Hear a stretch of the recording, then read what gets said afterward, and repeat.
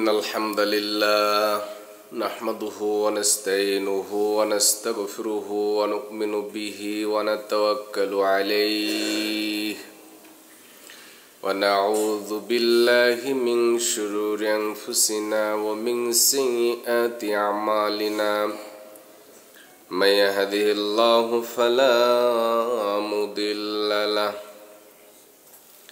ومن يضلله فلا هادي له أي فلن تجد له وليا مرشدا ونشهد أن سيدنا وحبيبنا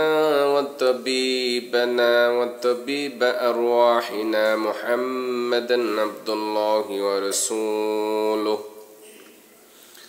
أرسله بالحق بشيرا ونذيرا وداعيا إلى الله بإذنه وسراجا منيرا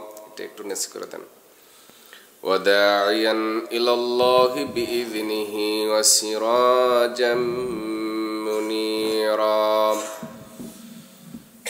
فقد قال الله تعالى في كلامه المجيد وفي فرقان الحميد أعوذ بالله من الشيطان الرجيم بسم الله الرحمن الرحيم إنا عرضنا الأمانة على السماوات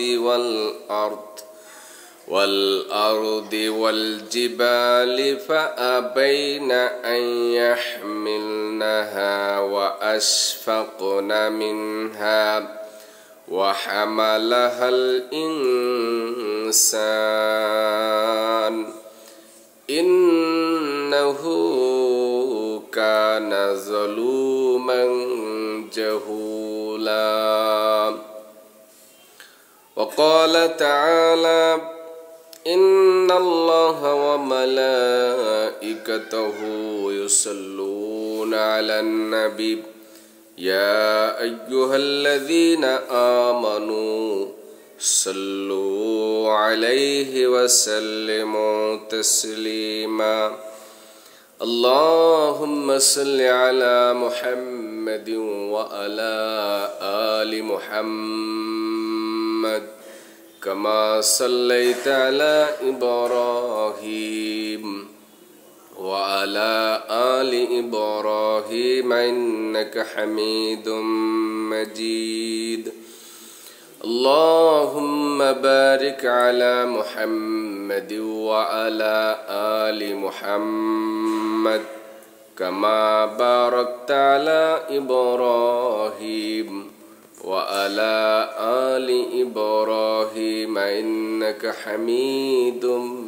مجيد بلغ العلا بكماله كشف الدجى بجماله حسنت جميع خصاله صلوا عليه وآله نسیما جان بے بتہا بجر کن جہالم محمد را خبر کن بلغ العلا بکمالہ کشف الدجى بجمالہ حسنت جمیع خصالہ صلوا عليه وآله পবিত্র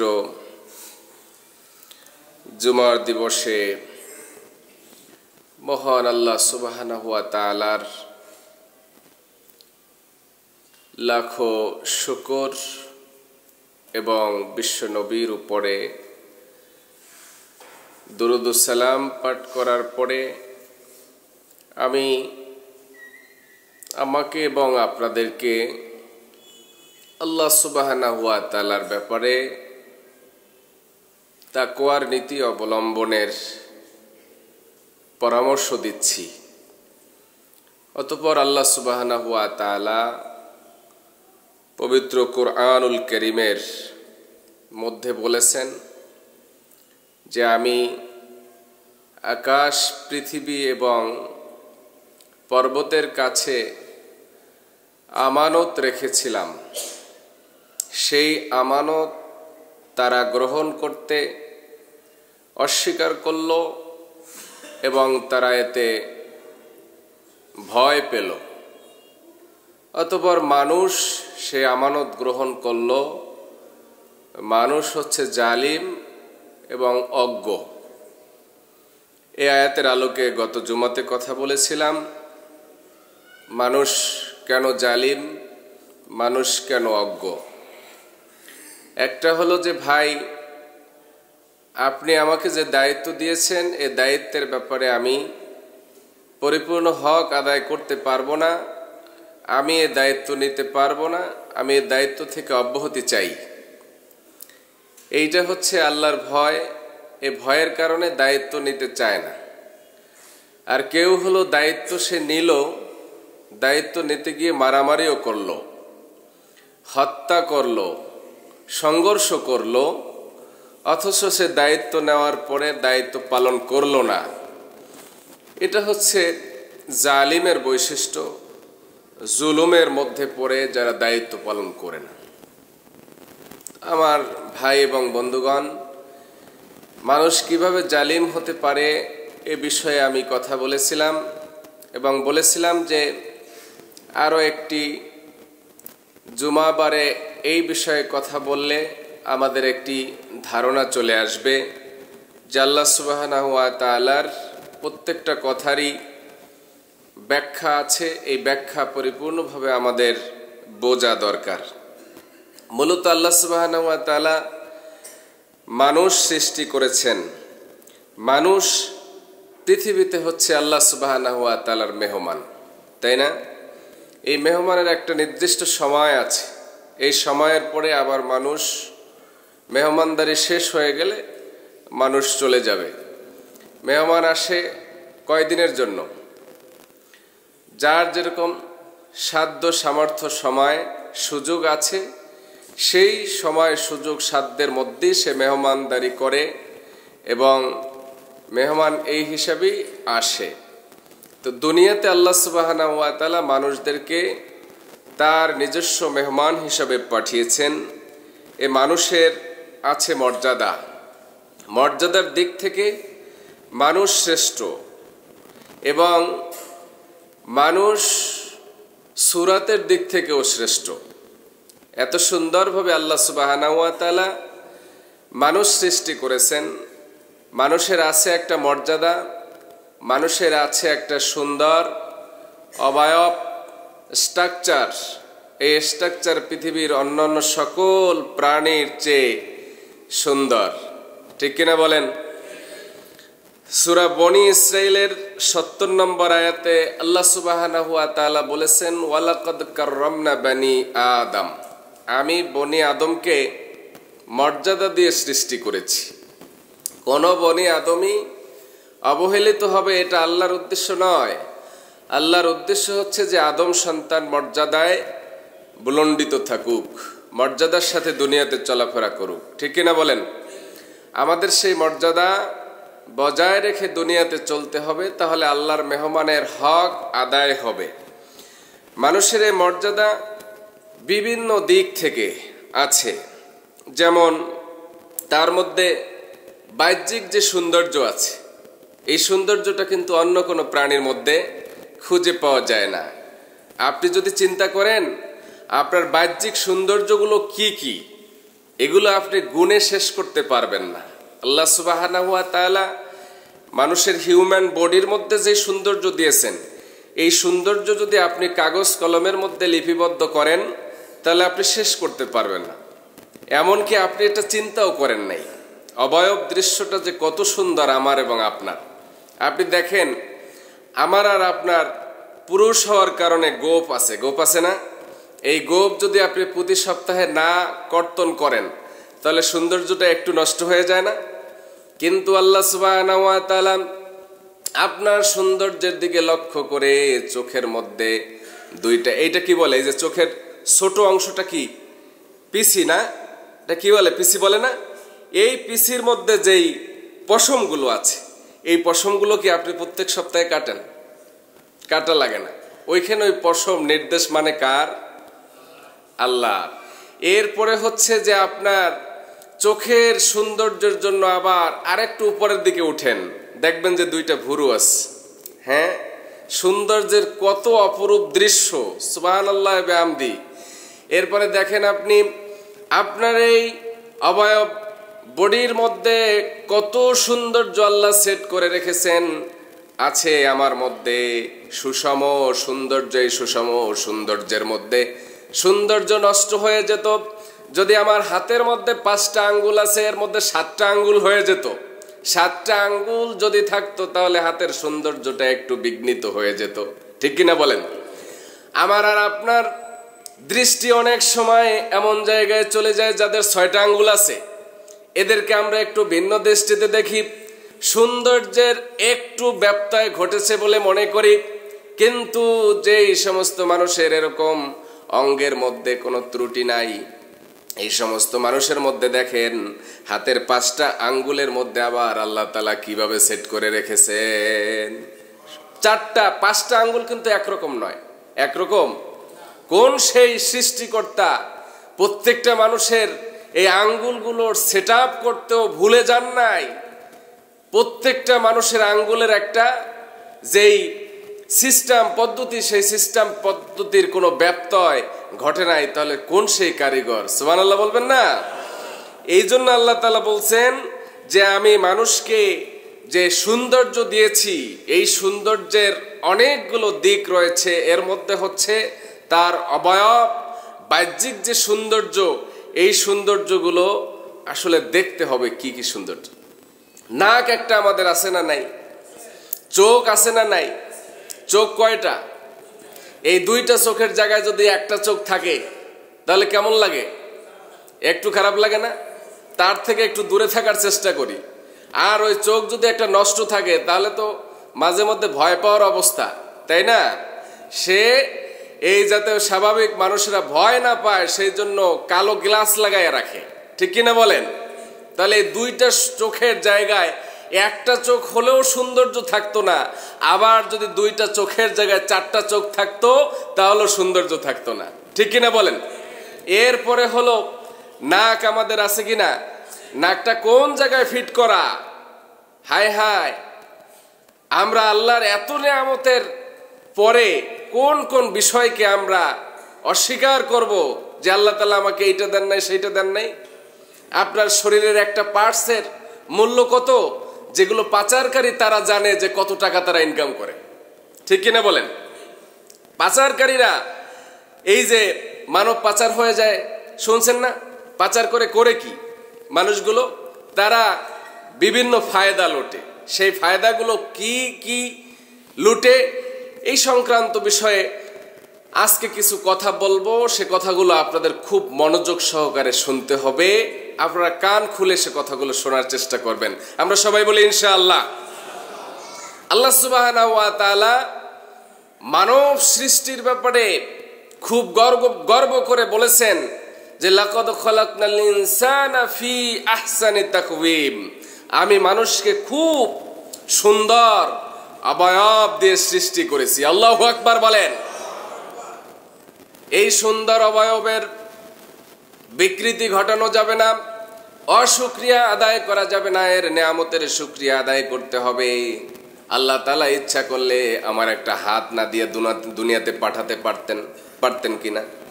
আমাকে অন্ধ করে দুনিয়াতে পাঠাতে পারতেন। অনেক মানুষ আছে অন্ধ হয়ে দুনিয়াতে আসে, তাদেরকে বলে জন্মন্ধ, ঠিক কিনা বলেন? অনেকের আবার একটা কানের ভিতরে কিছু ক্ষত নিয়ে আসে, বলে যে জন্মসূত্রে এইরকম, বলে কিনা? তাদের দিকে তাকান এবং আপনার সুন্দর চেহারাটার দিকে তাকান। আল্লাহর প্রশংসা না করে কোনো উপায় নাই, জোরে বলেন ঠিক কিনা? শুকরিয়া আদায় না করে কোথায় যাব? এত সুন্দরভাবে আল্লাহ তাআলা আমার বডিটাকে ফিট করে দিয়েছেন, শুধু মানুষ খালি না শুকরিয়া আদায় করে কি জানেন? কয় আল্লাহর বিচার, আল্লাহ আমার কোনো অর্থ সম্পদ দিল না। হায় হায়, কি যে বলে, বেয়াকুবের দল, ঠিক কিনা বলেন? তোমার সুন্দর সুস্থ পূর্ণাঙ্গ বডি স্ট্রাকচার, এর মতো লাখপতি কোটিপতি আর কি পৃথিবীতে খুঁজে পাওয়া যাবে? অনেক বড় লোক আছে, বিলিয়ন মিলিয়ন কোটি টাকার মালিক, তাদের সন্তান নাই। সন্তান আবার একটা হয়েছে, তার আবার প্রতিবন্ধী আছে না? এরপরে পেপার পত্রিকায় বিজ্ঞপ্তি আসে, তার প্রতিবন্ধী মেয়ে যদি হয়, তাহলে এই মেয়েটা যদি বিয়ে করে, তাহলে ওই যে বিয়ে করবে তার 14 পুরুষের আশা পূরণ করে দেওয়া হবে। আছে না নাই? তাহলে দেখেন ওইটা তারা কত পয়সা খরচ করে একটা অ্যাড দেয় একটা মেয়ের বিয়ে দেওয়ার জন্য। আর আপনি গরিব মানুষ, কিন্তু আপনার মেয়েটা নেওয়ার জন্য অনেক ধনীরা তাকায় আছে, সিরিয়ালে পড়ে আছে, ঠিক কিনা বলেন? তাহলে পয়সা কার বেশি? পয়সা দিয়ে বিশ্লেষণ করলে তো হবে না। কিছু আপনার কাছে জিনিস আছে, যে সমস্ত জিনিসগুলো পয়সা দিয়ে বিক্রি হবে না, পয়সার চেয়েও আরো অনেক বেশি হিম্মতলা কিমতলা, অনেক দামি। জোরে বলেন ঠিক কিনা আমার বন্ধুগণ? তাহলে এই যে মানুষ কত সুন্দর করে আল্লাহ তাআলা সৃষ্টি করেছেন, এর শুকরিয়া কি হবে বলেন তো?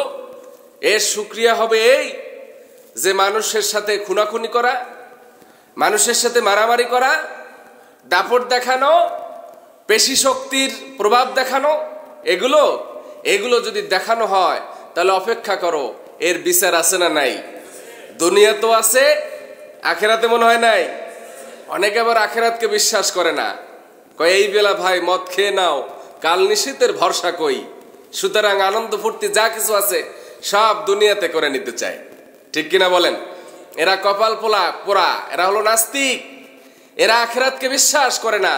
কিন্তু আমরা চাই দুনিয়ার জিন্দেগি আমাদের পুরে ছাই হয়ে যাক, আখেরাতের পাওনাটা আমাদের জন্য বরাদ্দ হয়ে যাক, ঠিক কিনা বলেন? আমার সাথে সবাই একমত তো নাকি? আল্লাহ তাআলা আমাদের আখেরাতের বরাদ্দ থেকে কোনো অংশে কম না দেখ, তা কি আমরা চাই? আল্লাহ আমাদেরকে কবুল করুন, আমরা বলি আমিন। মানুষের স্বভাব যেমন ভাবে অন্যান্য প্রাণীর চেয়ে উন্নত মানের, তাই না? মানুষের স্বভাব কি? মানুষের স্বভাব হচ্ছে সে ইচ্ছা করলেই সব কাজ লোকালয়ে প্রকাশ্যে করতে পারে না। পারে কি না? পারে না। তাহলে স্বভাবগত মানুষের পার্থক্য আছে নাকি নাই? অন্যান্য জীবের মতো মানুষ স্বভাবগত তার যতগুলো আচরণ আছে সেগুলো সে বাহ্যিকভাবে প্রকাশ করে না, ঠিক কিনা? এবং অন্যান্য প্রাণীর মধ্যে এরকম কিছু বৈশিষ্ট্য আছে, তারাও কিছু লজ্জাবোধ করে, এরকম প্রাণী আছে। তবে মানুষেরটা হচ্ছে এটা তার সৃষ্টিগত সৌন্দর্য এবং আল্লাহ তাআলা তাকে যে মর্যাদা দিয়েছেন, সে মর্যাদার কারণে সে থেকে যদি ব্যতিক্রম করে, তাহলে মানব যে মর্যাদা, সে মর্যাদার সে ক্ষুণ্ণ করার কারণে সে মানুষের চেয়ে নিকৃষ্ট জায়গায় চলে গেল। কোন জায়গায় চলে গেল? পশুর জায়গায় চলে গেল। নাউজুবিল্লাহ বলেন। এরপর হলো দৈহিক অবয়ব অন্যান্য সমস্ত প্রাণীর চেয়ে ভালো। আজকে বহির্বিশ্বে যে সমস্ত কান্ট্রিগুলোতে প্রাণী পুষে তারা তৃপ্তি পেতে চায়, তারা কি মানুষের চেয়ে ভালো প্রাণী নাকি? এইটা হলো কুসংস্কার। বানর পালে, দেখছেন না?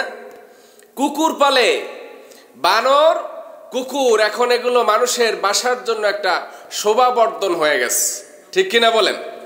কুকুর যারা পালে তারা আসলে নিজেদের ক্ষতি করতেছে, কারণ কুকুর হচ্ছে অপবিত্র, ঠিক কিনা বলেন?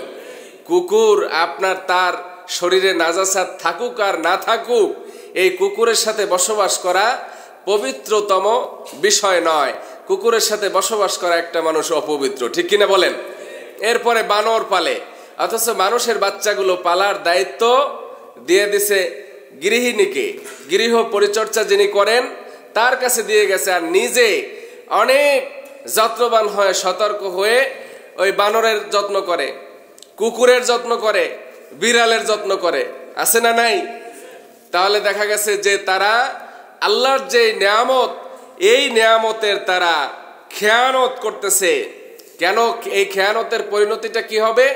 পরিণতিটা হবে যে তারা লাকাদ খালাকনাল ইনসানা ফি আহসানি তাকবীম, তাদেরকে যে আল্লাহ তাআলা সুন্দরতম অবয়বে সৃষ্টি করেছেন, এই সৃষ্টির দিকে তারা তাকায় না। তারা বিড়ালের মধ্যে সৌন্দর্য খুঁজে পায়, নিজের মধ্যে যে কত হাজারো লাখো সৌন্দর্য লুকায়িত আছে, এর প্রতি যে তার দৃষ্টি দেওয়া দরকার, সে নিয়ে সে চিন্তা ভাবনা করে না। অন্যান্য প্রাণী দেখে সে আনন্দ পায়। এরা হচ্ছে আসলে ওই যে বললাম না আয়াতের শুরুতে, অজ্ঞ। সেই অজ্ঞের পরিচয়। আমার বন্ধুগণ, এক কথায় মানব হচ্ছে আল্লাহ তাআলার এই সুন্দরতম পৃথিবীর সুন্দরতম সৃষ্টি। সুবহানাল্লাহ বলেন। আল্লাহর কাছে সবচেয়ে প্রিয় মাখলুকের নাম কি? মানুষের চেয়ে আল্লাহর কাছে প্রিয় আর কোনো মাখলুক নাই। বিশ্বাস হয়? সবচেয়ে প্রিয় মাখলুকের নাম কি? মানুষ। আর এই মানুষ হচ্ছে আল্লাহর কাছে সম্মানিত, এবং মানুষের আছে সম্মানের বহুবিধ প্রকারভেদ। মানুষ জীবিত অবস্থায় সম্মানিত।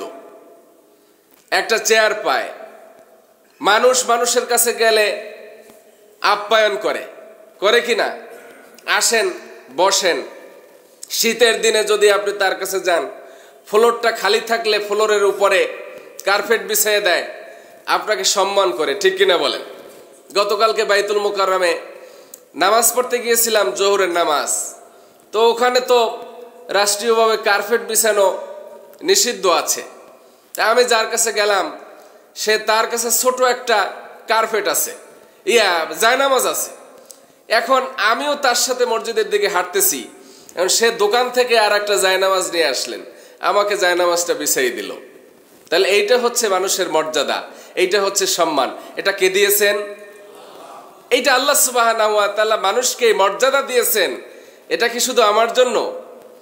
এইটা হচ্ছে প্রত্যেক বনি আদমের জন্য। প্রত্যেকটা মানুষের এই সম্মান আল্লাহ সুবহানাহু ওয়া তাআলা ঘোষণা করে দিয়েছেন কোরআনের মধ্যে। এখন এই মানুষ শুধুমাত্র জীবদ্দশায় সম্মান পাবে, মরে গেলে আর সম্মান পাবে না। বিষয়টা এরকম। মরে গেলেও তার সম্মান আছে না নাই? মরে যাওয়ার পর তার সম্মান বুলন্ডিত রেখেছেন কে? আচ্ছা, মানুষ মরার পরে তো সব শেষ নাকি? এরকমই তো মনে হয়, না হলে কান্দি কেন আমরা? গত পরশুদিন একজন মানুষ বিল্ডিং এর নিচতলায়, আমার বিল্ডিং এর আর কি, 8 তলায় থাকি, নিচতলায় দেখলাম যে খুব মানুষজন জমা হয়ে গেছে। জড়ো হওয়ার কারণ সম্পর্কে আমিও একদিকে বের হব, আমার গতিটা আর একটু কুইক করে বের হয়ে এসে দেখলাম যে এখানে যে লোকটা চা বিক্রি করতেন, সদা হাস্য উজ্জ্বল, এই লোকটা স্ট্রোক করে ওই জায়গায় মারা গেছে। মুহূর্তের মধ্যে মানুষ এসে কান্নাকাটি করতেছে আর তার স্মৃতিচারণ করতেছে যে মানুষটা খুব ভালো ছিল, খুব ভালো ছিল। এই যে মানুষটা মরে গেল, এখন কি তার সম্মান, মর্যাদা, তার প্রশংসা সব শেষ নাকি?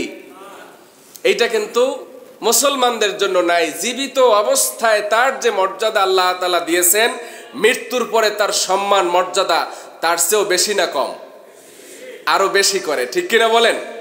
তাহলে এইটা কেন? অন্য ধর্মের ক্ষেত্রে কি হয়?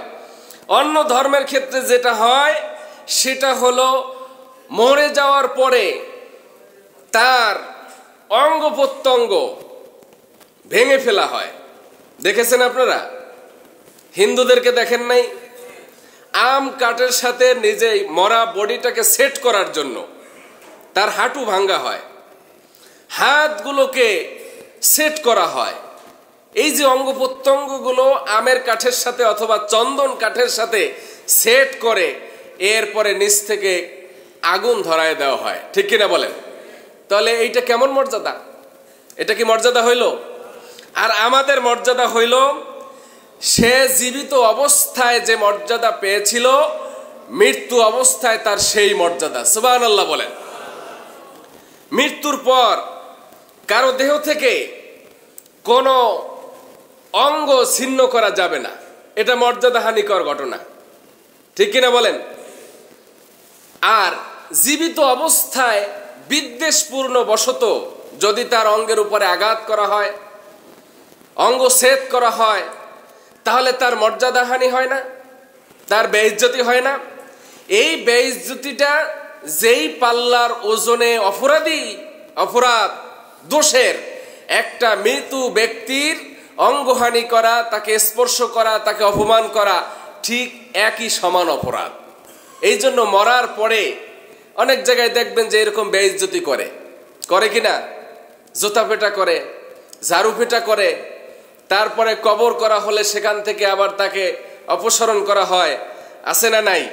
তাহলে এই যে বনি আদমকে আল্লাহ তাআলা সম্মান দিয়েছিলেন, এই সম্মানের কি করা হলো? বিপরীত কাজ করা হলো। এইটা করা যাবে না।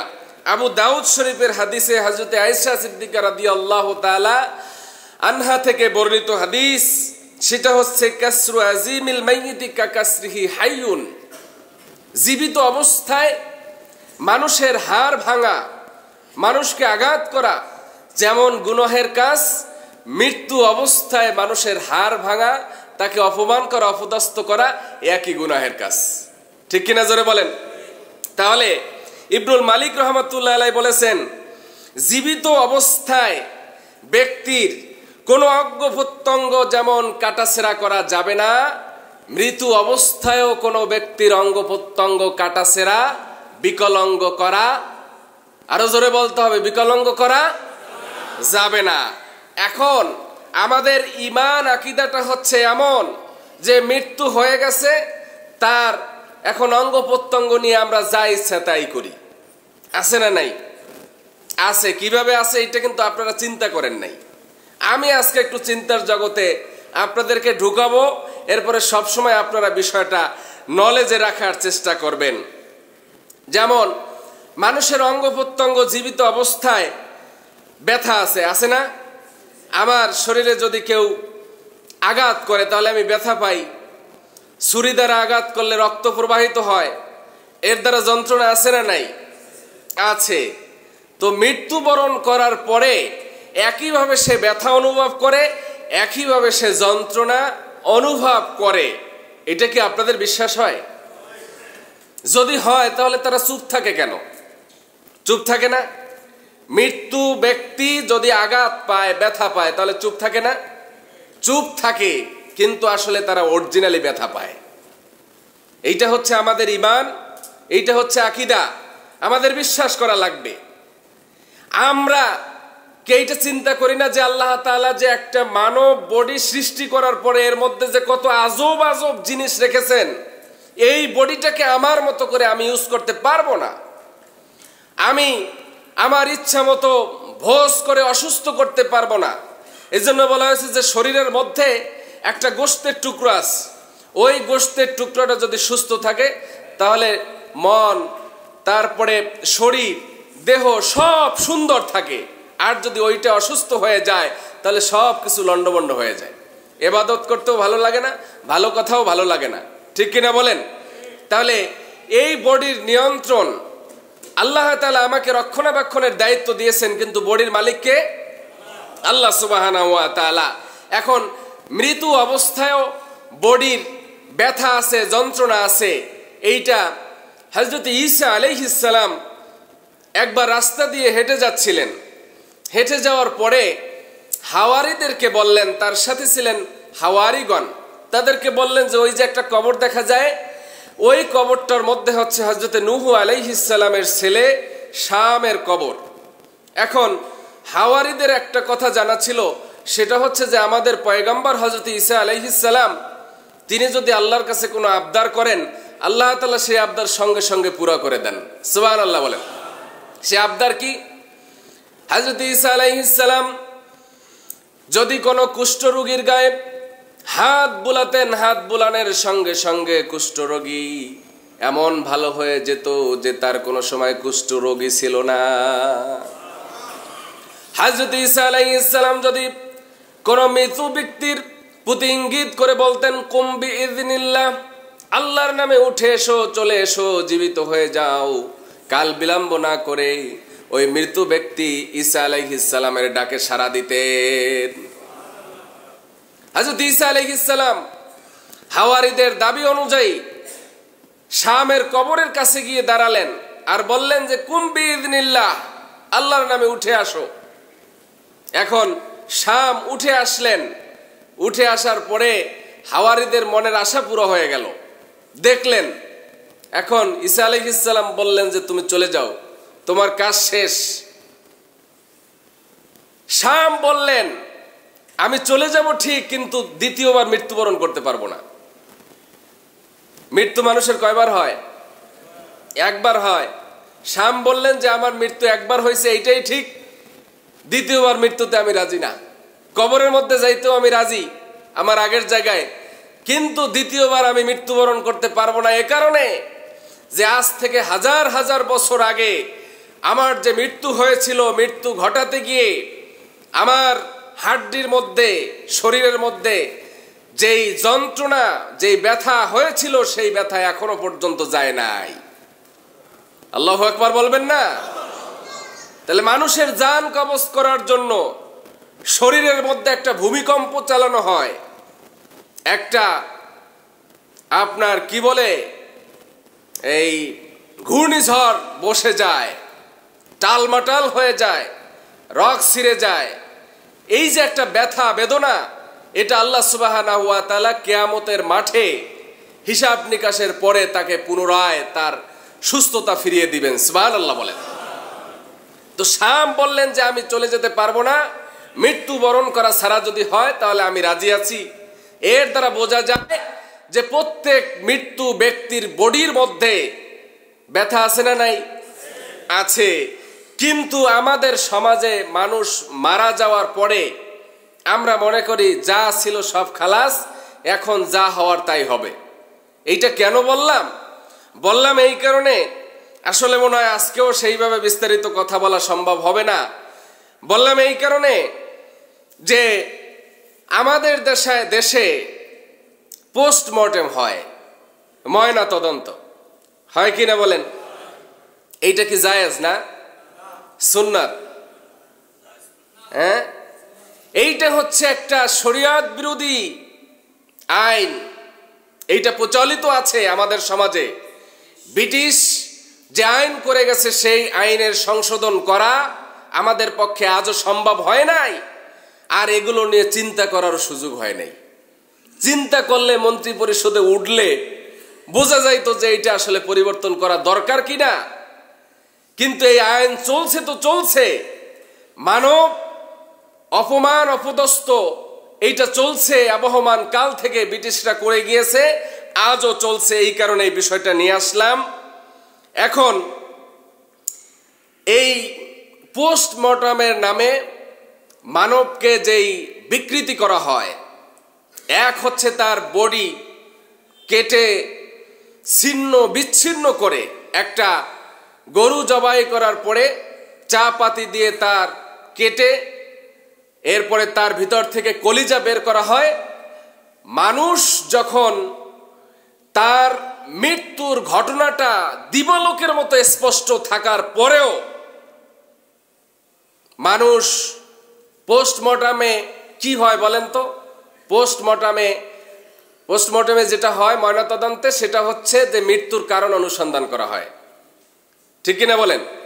আর মৃত্যুর কারণ অনুসন্ধান করতে গিয়ে যে লোকটা আমার চোখের সামনে সড়ক দুর্ঘটনায় মরলো, লঞ্চ দুর্ঘটনায় মরলো, অগ্নি দুর্ঘটনায় মরলো, তারপরে তাকে অস্ত্রের আঘাতে নিহত করা হলো, পরস্পর সংঘর্ষে খুনাখুনিতে মারা গেল, সে তো বিষয়টা স্পষ্ট, প্রত্যক্ষদর্শীর সাথে, সাক্ষীর সাথে মিলে যাচ্ছে।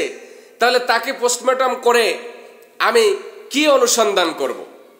আপনি যতই সাক্ষী দেন, সরকারকে এইটা মানবে যে ঠিক আছে, যেহেতু এখানে 3 জন সাক্ষী আছে, এখানে তাকে আর পোস্টমর্টমে নেওয়ার দরকার নাই, এখানেই তার সবকিছু ফায়সালা হয়ে যাবে, তার আত্মীয় স্বজন যারা আছে তারা তাকে গোরস্থানে নিয়ে দাফন করবে। এই সুযোগ সরকার দেয় না কিন্তু। তাহলে কি হয়? এক হলো তাকে যন্ত্রণার পরে ব্যথার পরে ব্যথা দেওয়া হয়। ইসলামী শরীয়তের বিধান হচ্ছে জীবিত মানুষও ব্যথা পায়, মৃত মানুষও ব্যথা পায়। আর এক হচ্ছে আত্মীয় স্বজনকে হয়রানির পর হয়রানি করা হয়। ঠিক কিনা বলেন? একে তো তার স্বজনকে হারিয়েছে, আর এক হলো যে কত নিয়ম তান্ত্রিকতা ফলো করে তাকে এই পোস্টমর্টমে দাখিল করতে হবে। পোস্টমর্টমের রিপোর্ট না আসলে পরে এই করা যাবে না, সেই করা যাবে না, আর অনেক কিছু করা যাবে না। জানাজার সময় জানিয়ে দেওয়া যাবে না। দাফন কাফনের বিষয়টা অনিশ্চিত। কবর কোথায় খুঁদবে না খুঁদবে এইটাও একটু পরে সিদ্ধান্ত নেওয়া হবে। ঠিক কিনা বলেন? এইটা আমানতের খেয়ানত আমার বন্ধুগণ। তাহলে মানুষ মারা যাওয়ার এই বিষয়টা প্রত্যক্ষ প্রমাণ থাকার পরেও আপনার সুরাথাল সংগ্রহ করতে হয় পুলিশি রিপোর্টের মাধ্যমে। ঠিক কিনা বলেন? তাহলে এইটা মানুষের সাথে একটা অবিচার করা হচ্ছে আবহমান কাল থেকে।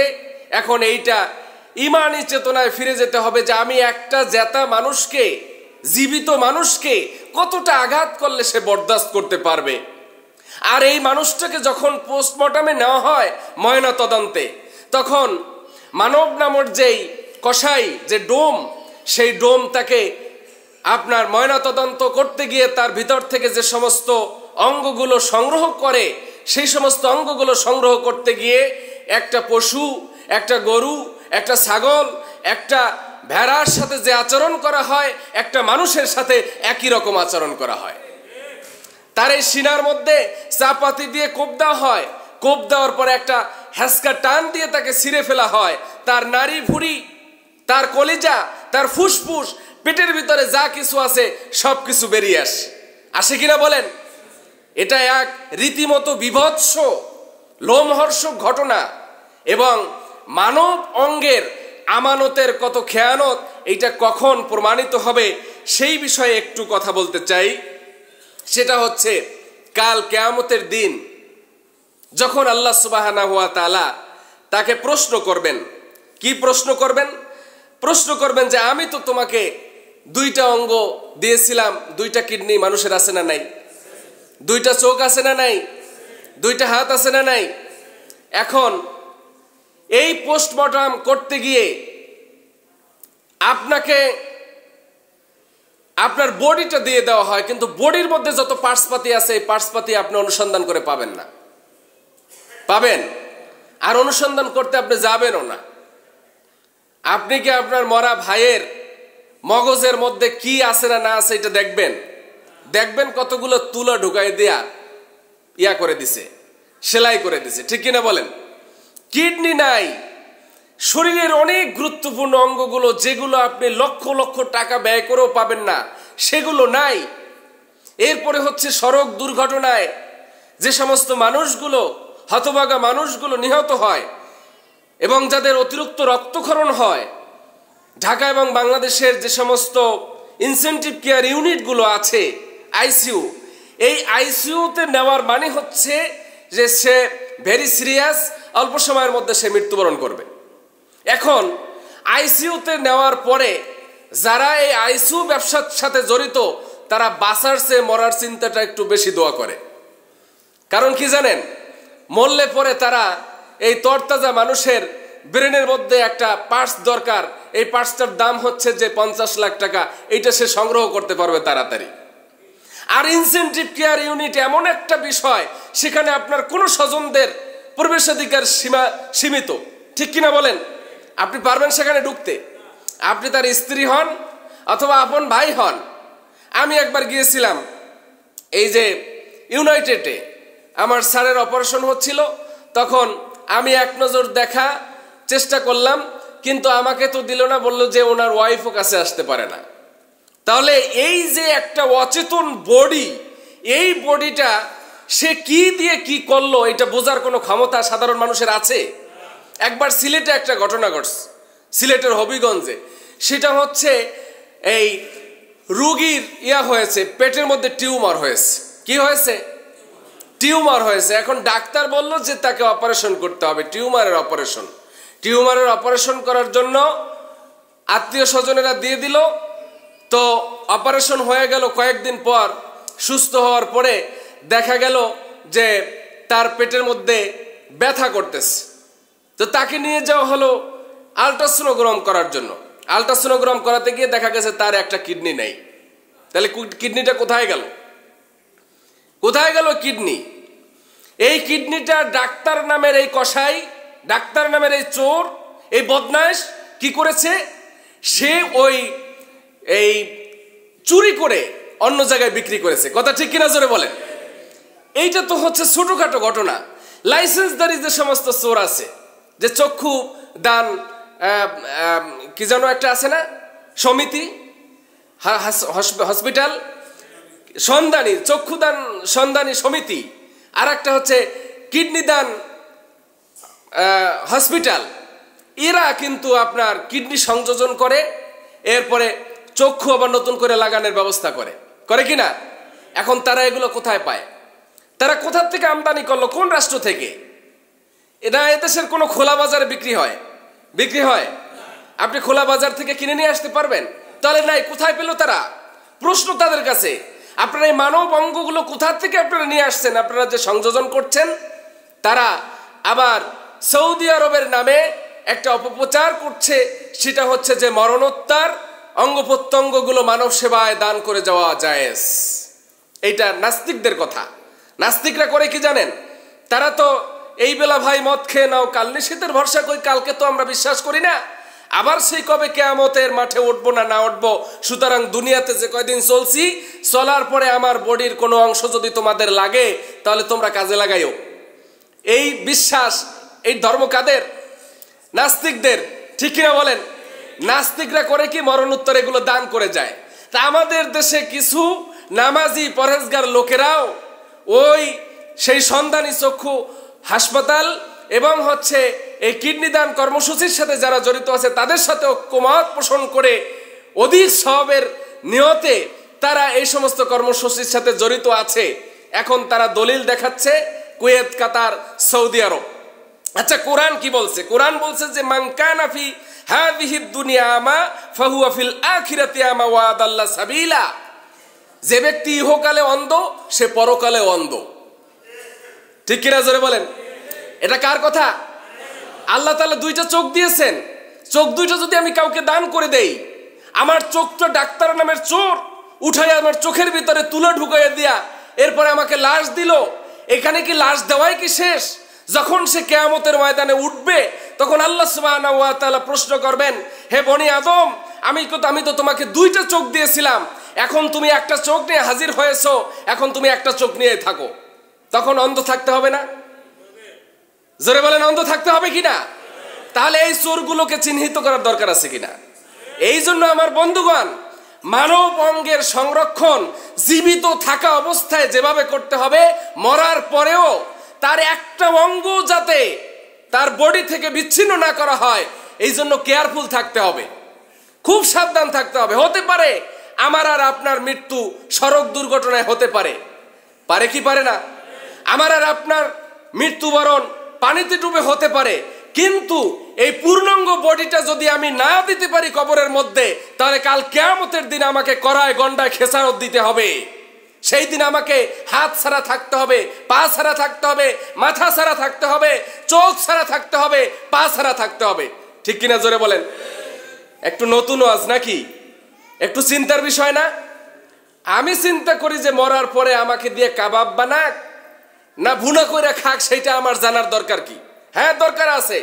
কোরআনুল কারীমের মধ্যে সূরা বনী ইসরাইলের ৭২ নম্বর আয়াতে আল্লাহ সুবহানাহু ওয়া তাআলা স্পষ্ট ঘোষণা দিয়েছেন, কোনো অঙ্গের খেয়ানত করা যাবে না। প্রত্যেকটা অঙ্গের মালিককে? আমার চোখ, এটা নিয়ন্ত্রণ কার দ্বারা হবে? আল্লাহ সুবহানাহু ওয়া তাআলা দ্বারা নিয়ন্ত্রিত হবে। এই চোখ দেখেন ৪০ বছরের পরে চোখে দেখার যে পাওয়ার শক্তি কমে যায় কিনা জোরে বলেন? এটা কমাই দিল কে? আপনি কমাইছেন? কমাইছে কে? আবার বাড়াতে পারেন কে? তাহলে এই যে আমার দাড়িগুলো এখন দেখতেছেন কাঁচা, তাই না? এই দাড়ি এক সময় পেকে যাবে না? এটা কি আমার নিয়ন্ত্রণের মধ্যে? এগুলো কার নিয়ন্ত্রণে? সেই আল্লাহ সুবহানাহু ওয়া তাআলার হচ্ছে সমস্ত বডি, সমস্ত অঙ্গ প্রত্যঙ্গ। এই অঙ্গ প্রত্যঙ্গগুলো সংরক্ষণ করতে হবে। এরপরে গুরুত্বপূর্ণ আরো কিছু কথা ছিল, কিন্তু বলা সম্ভব হচ্ছে না সময়ের অভাবে। সেটা হচ্ছে যে এই যে রক্ত দেয় না, রক্ত দেয় কিনা এ বিষয়ে অনেক প্রশ্ন আসে। রক্ত দেওয়া কি জায়েজ? রক্ত দেওয়া কিন্তু হারাম, দুইটা কারণে হারাম। যাই হোক, সেই দিকে আমি যাব না। কিন্তু রক্ত কখন দেওয়া হারাম? যদি ঠেকাবশত জীবন রক্ষা করা লাগে কারো, তাহলে সেই ক্ষেত্রে রক্ত দেওয়া যাবে। রক্ত হচ্ছে জঘন্য গালিজা, এটা অপবিত্র একটা বিষয়, এটাকে দেওয়া যাবে না। কিন্তু যদি কারো জীবন রক্ষা হয় সেই ক্ষেত্রে দেওয়া যাবে। কেউ আছে ভালোবাসার বশবর্তী হয়ে দেয় না? আছে কয় তোমার রক্ত আমার শরীরে থাকবে, আমার রক্ত তোমার শরীরে থাকবে, আছে না নাই? এইটা সম্পূর্ণ হারাম, এইটা করা যাবে না। আচ্ছা, মায়ের বুকের যে দুধ আছে না, দুধ, এই দুধ সন্তান ছাড়া আর কারোর জন্য খাওয়া কি জায়েজ আছে? হারাম না? এই দুধের মাসালা আর রক্তের মাসালা হচ্ছে এক। দুধ, স্ত্রীর দুধ স্বামী পান করতে পারবে না। পারবে? একমাত্র কে পারবে? একমাত্র তার সন্তান করতে পারবে একটা নির্দিষ্ট সময়। এই নির্দিষ্ট সময়ে এটাও অপবিত্র জিনিস, এই যে দুধটাও অপবিত্র। যখন দুধ এবং রক্ত এটা যখন শরীরের ভিতর থেকে বাহির হয়ে যায়, তখন সেটা অপবিত্র হয়ে যায়। এই অপবিত্র জিনিস অপরের জন্য ভক্ষণ করা বিশেষ ক্ষেত্র ছাড়া নাজায়েজ, হারাম। এখন সন্তানের জন্য কেমন জায়েজ? সন্তানের জন্য জায়েজ হচ্ছে এমন যে সন্তানের জীবন রক্ষা করার জন্য শুধু জায়েজই না, এই দুধ পান করা নির্দিষ্ট একটা সময়ের জন্য আল্লাহ সুবহানাহু ওয়া তাআলা ওয়াজিব করে দিয়েছেন। সুবহানাল্লাহ বলেন। তাহলে রক্ত দেওয়া যাবে মানবতার সেবায়, উৎসাহিত হয়ে দেওয়া যাবে না। এইরকম কিছু মানব বডির যত মাসালা মাসাইল আছে, এই সংক্রান্ত বিষয়ে আমাদের একটু ধারণা থাকা দরকার এবং আমাদের সচেতন হওয়া দরকার। কারণ বয়স, বার্ধক্যজনিত কারণে বা স্বাভাবিক মৃত্যুর তুলনায় আজকে দেখা যাচ্ছে যে অহরহর মৃত্যুর ঘটনা ঘটতেছে। আর এই অঙ্গ নিয়ে আমানতের খেয়ানতদারি চলছে, এই খেয়ানত করতে দেওয়া যাবে না। এই জন্য কি করতে হবে? যারা তার ওয়ারিশ থাকে, আত্মীয় স্বজন থাকে, তাদেরকে সতর্ক এবং দায়িত্বশীল ইসলামী ভূমিকা পালন করতে হবে। আল্লাহ সুবহানাহু ওয়া তাআলা সকল আমানতের ব্যাপারে আমাদেরকে সোচ্চার সঠিক ভূমিকা পালন করার তৌফিক দান করুন। আমরা বলি আমিন। যারা সুন্নাত আদায় করেন নাই, তারা কাবলাল জুমা আদায় করেন।